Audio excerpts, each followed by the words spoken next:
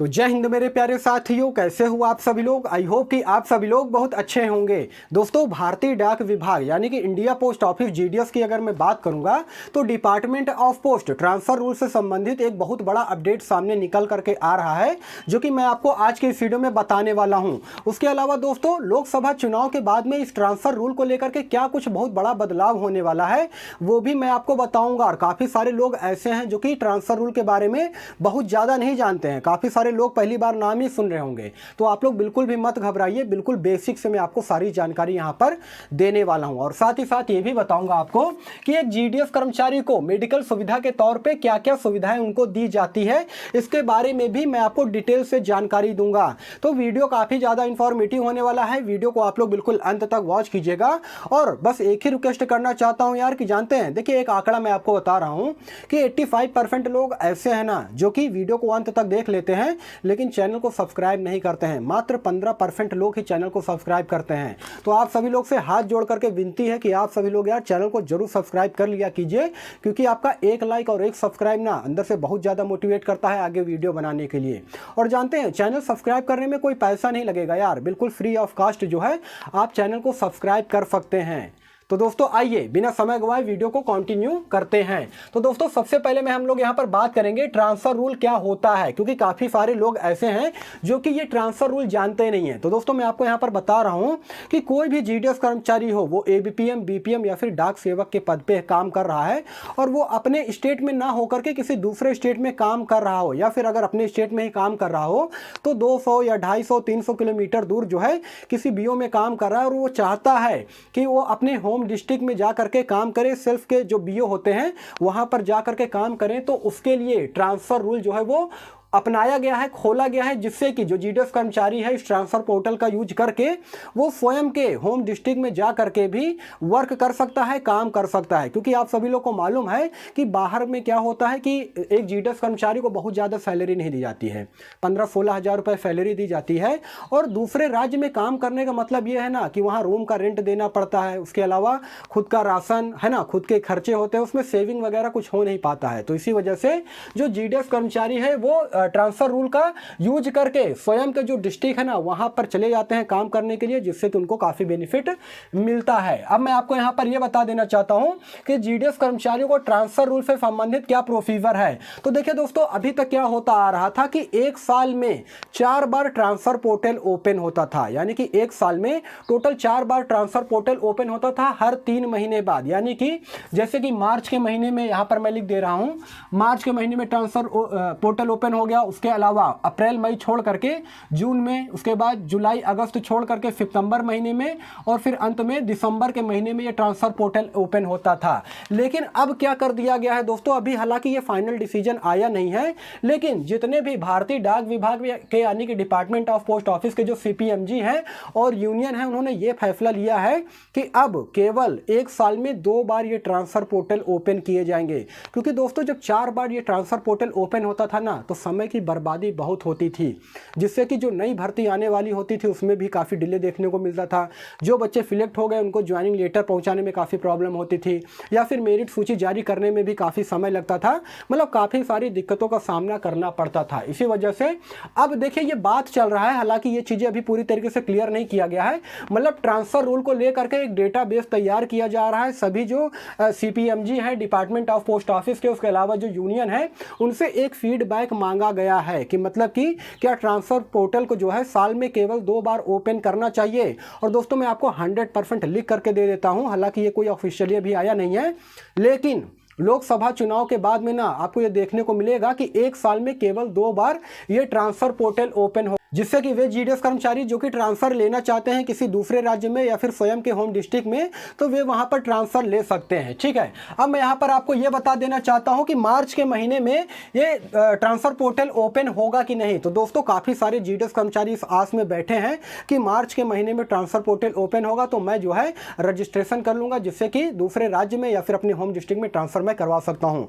मैं आपको 100% यहाँ पर लिख के दे देना चाहता हूँ दोस्तों कि मार्च के महीने में ट्रांसफर पोर्टल इस बार ओपन नहीं होगा। क्यों? क्योंकि आप सभी लोग को मालूम है धारा 144 लग चुका है, आचार संहिता लग चुका है और इतनी समय सारा का सारा जो माहौल बना हुआ है ना वो चुनाव को लेकर के है। 19 अप्रैल से लेकर के 1 जून तक पूरा चुनावी माहौल रहेगा दोस्तों। इस वजह से इस बार मार्च 2024 में ये जो ट्रांसफर पोर्टल है वो ओपन नहीं किया जाएगा। तो जो पुराने जीडीएस कर्मचारी है जो कि ये जानना चाहते थे कि जीडीएस ट्रांसफर पोर्टल ओपन होगा कि नहीं होगा, तो इस बार मैं आपको बता दे रहा हूं कि ये ट्रांसफर पोर्टल मार्च के महीने में ओपन नहीं किया जाएगा, ठीक है ना। और ये तो मैंने आपको बता ही दिया है कि ये जो लेटेस्ट अपडेट है, ये जो लोकसभा चुनाव के बाद में सभी सीपीएमजी और यूनियन से फीडबैक मांगा जा रहा है दोस्तों। इसके बाद होगा क्या कि 1 साल में केवल 2 बार ट्रांसफर पोर्टल ओपन होगा। क्यों अभी नहीं हो रहा है? क्योंकि अभी धारा 144 लगा हुआ है, लोकसभा चुनाव जो है बिल्कुल सर पे है, इसी वजह से अभी यहाँ पर कुछ चीजें नहीं हो रही हैं। लेकिन जैसे ही लोकसभा चुनाव खत्म होगा ना उसके जस्ट बाद जो है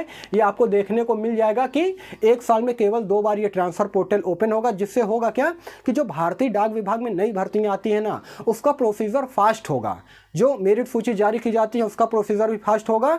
और जो बच्चों का ज्वाइनिंग लेटर से संबंधित इतनी सारी प्रॉब्लम हो रही है, काफ़ी सारे बच्चों को अभी तक ज्वाइनिंग लेटर नहीं दिया गया है, तो उनको भी ज्वाइनिंग लेटर जो है समय पर दिया जाएगा। देखिए अगर रूल तो ये कहता है कि अगर मान लीजिए कोई भी व्यक्ति है जो कि सिलेक्टेड हो जाता है डाक विभाग में, उसको 30 दिन से लेकर के 45 दिन के अंदर में जो है ज्वाइनिंग लेटर पहुंच जाना चाहिए। लेकिन इस बार जो है काफ़ी डिले देखने को मिल रहा है। काफ़ी सारे बच्चे ऐसे हैं जिनको अभी तक जो है ज्वाइनिंग लेटर नहीं मिला, इससे वे काफ़ी चिंतित हैं। तो आप लोग घबराइए मत दोस्तों। अब जो आपको ज्वाइनिंग लेटर आपको देखने को मिलेगा ना, ये आपको देखने को मिलेगा लोकसभा चुनाव के बाद में। उससे पहले कुछ भी नहीं होगा, ना ही नई भर्ती आएगी, ना ही कोई मेरिट सूची तो वैसे भी जारी नहीं होगी और ना ही आपको ज्वाइनिंग दिया जाएगा। यानी कि ऑल ओवर हम लोग ये कह सकते हैं कि जो भी प्रोसीजर अब होगा ना वो सारे का सारा आपको लोकसभा चुनाव के बाद में देखने को मिलेगा। तो दोस्तों ये मैंने आपको बता दिया है कि ट्रांसफर रूल क्या होता है, इसका प्रोसीजर क्या होता है और मार्च के महीने में आपको जो है ये ट्रांसफर पोर्टल आपको ओपन नहीं देखने को मिलेगा, ठीक है। अब हम आपको यहाँ पर यह बता देना चाहते हैं कि एक जीडीएस कर्मचारी को मेडिकल सुविधा के तौर पे क्या क्या फैसिलिटीज जो है उनको प्रोवाइड की जाती है, यानी कि provision of medical facilities to GDS कर्मचारी, ठीक है ना। तो दोस्तों यहाँ पर पीएमजेएवाई यानी कि प्रधानमंत्री जन आरोग्य योजना का नाम आप सभी लोगों ने सुना ही होगा। इसके अंतर्गत होता क्या है कि 1 वर्ष में 5 लाख तक मुफ्त यानी कि फ्री इलाज जो है एक परिवार को दिया जाता है प्रधानमंत्री जी के द्वारा। जो रजिस्टर्ड हॉस्पिटल होते हैं या फिर गवर्नमेंट हॉस्पिटल होते हैं ना उसमें जो है उनका इलाज वगैरह होता है।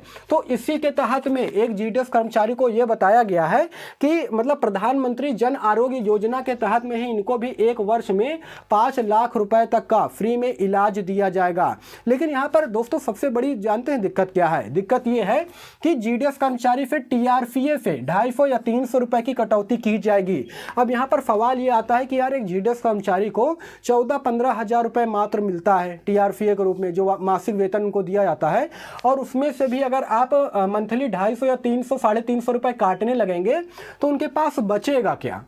सबसे बड़ी बात यहां पर यह निकल करके आती है। इसलिए जितने भी भारतीय डाक विभाग के जीडीएस कर्मचारी हैं वो इससे बिल्कुल भी नाखुश हैं।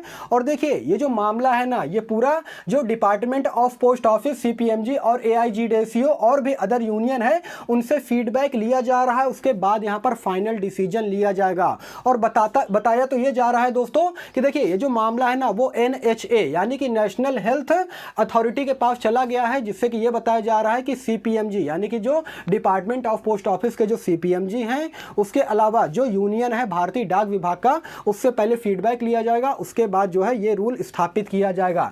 लेकिन मैं आपको यहां पर ये बता रहा हूं दोस्तों कि अगर CGHS यानी कि जिसे हम लोग सेंट्रल गवर्नमेंट हेल्थ स्कीम बोलते हैं, अगर ये स्कीम लागू हो जाता है ना एक जीडीएस कर्मचारी के लिए तो ये सबसे ज्यादा बेनिफिट रहेगा। अब इनमें से काफी सारे बच्चे ये होंगे जो कि नहीं जानते होंगे कि sir central government health scheme होती क्या है। दोस्तों सेंट्रल गवर्नमेंट हेल्थ स्कीम जो है प्रधानमंत्री जन आरोग्य योजना से लाख गुना बेहतर है। क्योंकि इसमें होगा क्या पता है कि देखिए होता तो यह है कि जो केंद्रीय कर्मचारी हैं, जो सरकारी केंद्रीय कर्मचारी हैं, उनको मेडिकल फैसिलिटी सुविधा दी जाती है और उनसे जो है उनके टीआरपीए से, उनके मासिक वेतन से किसी प्रकार की कोई भी कटौती नहीं की जाती है। और अच्छा खासा यानी कि उसमें कोई बाउंडेशन नहीं होता है कि आपको जो है 1 साल के अंदर में 5 लाख मात्र 5 लाख रुपए तक का ही फ्री में इलाज दिया जाएगा। मतलब उसमें कोई बाउंडेशन नहीं है। ये जो मैं आपको बता रहा हूं CGHS यानी कि सेंट्रल गवर्नमेंट हेल्थ स्कीम। तो अगर ये स्कीम एक जीडीएस कर्मचारी को मिल जाती है, क्योंकि देखिए जो भारतीय डाक विभाग के जो कर्मचारी हैं वो भी एक केंद्रीय कर्मचारी हैं, सरकारी कर्मचारी हैं। वो अलग की बात है कि 3A रूल लगा करके ये बहुत ही काला कानून बना हुआ है दोस्तों, जिससे कि लेकर के काफ़ी दिक्कतों का सामना करना पड़ता है जीडीएस कर्मचारी को। लेकिन अगर देखा जाए तो जो जीडीएस कर्मचारी है वो एबीपीएम, बीपीएम या फिर डाक सेवक के पद पे कार्यरत है, वो एक सरकारी केंद्रीय कर्मचारी है, जिनको कि ये जो सेंट्रल गवर्नमेंट हेल्थ स्कीम के अंतर्गत जो सुविधाएं होती है, जो फैसिलिटीज होती हैं, उनको मिलना चाहिए। तो ये जो मामला है ये पूरा का पूरा जो है NHA यानी कि national authority, national health authority के पास चला गया है। अब इस पर क्या होगा कि फीडबैक लिया जा रहा है, और जैसे ही फीडबैक लिया जाएगा तो इसके बाद ये जो लोकसभा चुनाव चल रहा है अभी तो धारा 144 लगी हुई है, यानी कि आचार संहिता लगा हुआ है। 19 अप्रैल से लेकर के 1 जून तक ये पूरा का पूरा चुनाव चलेगा। उसके बाद में जो भी फीडबैक जारी किया जाएगा, जो भी इसको लेकर के फाइनल डिसीजन आएगा ना, ये जो ट्रांसफर रूल से संबंधित मैंने आपको जानकारी दी है या फिर मेडिकल सुविधा से रिलेटेड मैंने आपको जानकारी दी है, जो भी चीजें होंगी, जो भी बदलाव आपको देखने को मिलेगा, वो देखने को मिलेगा आपको लोकसभा चुनाव के बाद में। तो दोस्तों यही सारा सब कुछ जानकारी देना था। वीडियो अगर आपको इन्फॉर्मेटिव लगा हो तो वीडियो को लाइक कीजिएगा, चैनल को सब्सक्राइब कीजिएगा, और इस वीडियो के रिगार्डिंग में आपका किसी प्रकार का कोई भी डाउट हो, कोई भी सवाल हो ना, तो कमेंट सेक्शन खुला है, आप लोग कमेंट कीजिएगा, मैं उसका रिप्लाई देने का भी पूरा कोशिश करूंगा। बाकी फिर मिलूंगा किसी नेक्स्ट वीडियो में, तब तक के लिए धन्यवाद।